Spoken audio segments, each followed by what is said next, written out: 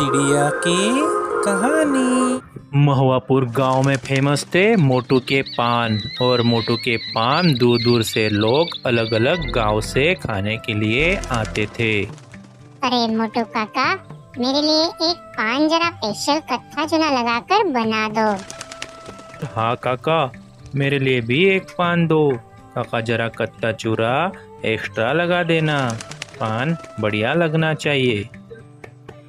ठीक है बेटा, अभी लगा देता हूँ बिटवा आप दोनों का में एक फर्स्ट क्लास पान।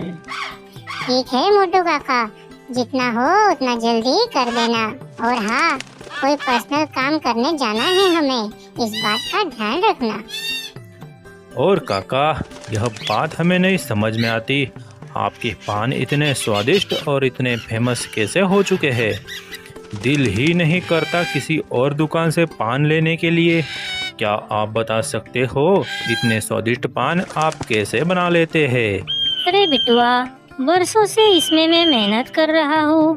15-16 साल की मेरी मेहनत है और मेरे इन हाथों को वह कला एक मिल चुकी है, जिसकी वजह से इस पान में जितना मसाला लगाना है वो परफेक्टली मेरे हाथ से लग जाता है और मेरे स्वादिष्ट पान ऑटोमेटिकली ही बन जाते हैं। और हाँ बेटा, ऐसे स्वादिष्ट पान आपको कहीं पर भी नहीं मिलेंगे। इतना मजा किसी और के पान आ ही नहीं सकता।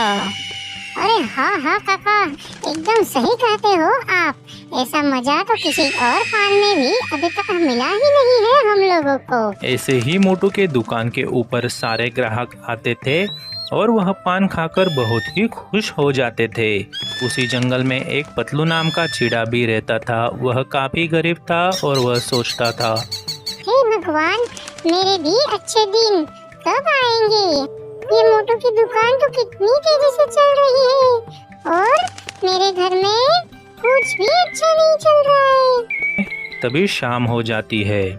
एक रोज पतलू अपनी बीवी से कहता है, अजी मैं अभी कुछ नया काम शुरू करने वाला हूँ, तुम भी मुझे जरा अपना सपोर्ट कर ही देना मेरी भाग्यवान। तभी पतलू की बीवी कहती है, ठीक है जी, आप सोच रहे होगे तो कुछ अच्छा ही काम करने के लिए सोच रहे होगे।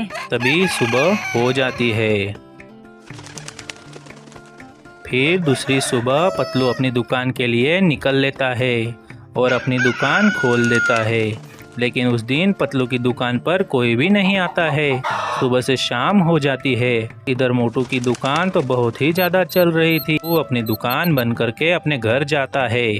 तभी उसकी बीबी उसे कहती है, अजी सुनते हो, अरे आपका साला अपने घर पे आने वाला है।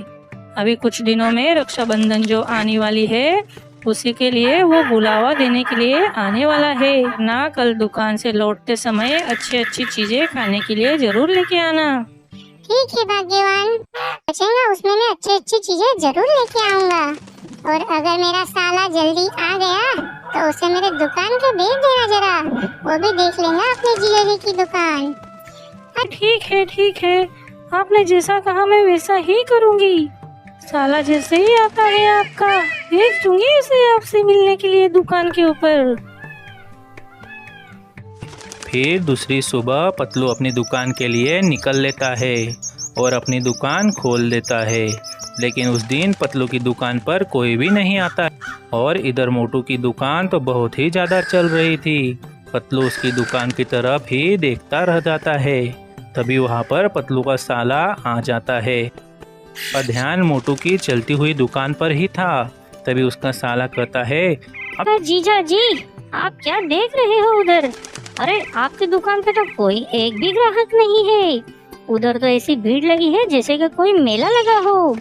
तभी पतलू कहता है, अरे तू आ गया, क्या बात है, कब आया तू? अरे जीजा जी, अभी तो आया हूँ मैं, 1 ही घंटा हुआ मुझे आकर।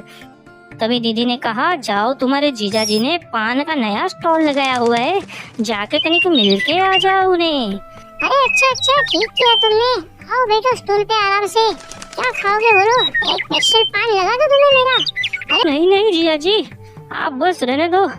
जीजा जी, मैं आपको एक ऐसी चीज दूंगा, वो आपको टुकड़े टुकड़े करके अपने पान में एक एक करके डाल देनी है और उसके बाद जैसे आप सुबह दुकान खोलोगे आपने एक बोर्ड लगा देना है, अगर आप एक पान फ्री में लोगों को खिलाओगे तो ऐसे तुम्हारे पान की लोगों को आदत पड़ेगी और फिर बाद में कम पैसे की लालच में आपके दुकान पे आके वो पान खाना शुरू कर देंगे।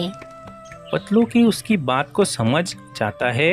देखते ही देखते पतलू के सारे पान बिक जाते हैं और दूसरी तरफ मोटू दूर से ये सब देख रहा होता है। तभी मोटू सोचता है, इस पतलू ने जरूर अपनी पान में कुछ मिलाया होगा, तनिक भी मेरे दुकान पे ग्राहक नहीं आ रहे हैं। तभी मोटू मोटू एक पान पतलू की दुकान से मंगवा लेता है और उस पान को खोल के उसके अंदर के मसाले को अच्छे से तलाशता है, नशीले पदार्थ मिक्स किए मिल जाए